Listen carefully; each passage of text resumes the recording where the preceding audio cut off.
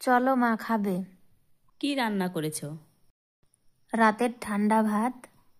এত সকালে ঠান্ডা ভাত খাওয়া যায় নাকি? তাহলে কি করব? আমি যেভাবে বলছি সেইভাবেই করো। প্রথমে ভাতটা বেড়ে ঝরঝরে করে নাও। কড়াই বসিয়ে বেশ কিছুটা তেল দিয়ে কালো জিরে আর বাদাম ভেজে নাও। এবার এক মুঠো কাঁচা লঙ্কা, এক মুঠো পেঁয়াজ বেশ বাদামি করে ভাজো। এবার ঠান্ডা ভাতগুলো কড়াইয়ে দিয়ে বেশ ভালো করে মেশাও। স্বাদ মতো নুন হলুদ গুঁড়ো দিয়ে মিনিট 5 ভাজো।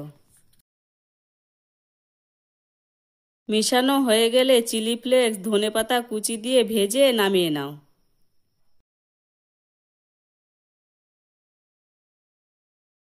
বাবাকেই দাও, বাবা খেয়ে বলুক কেমন হয়েছে।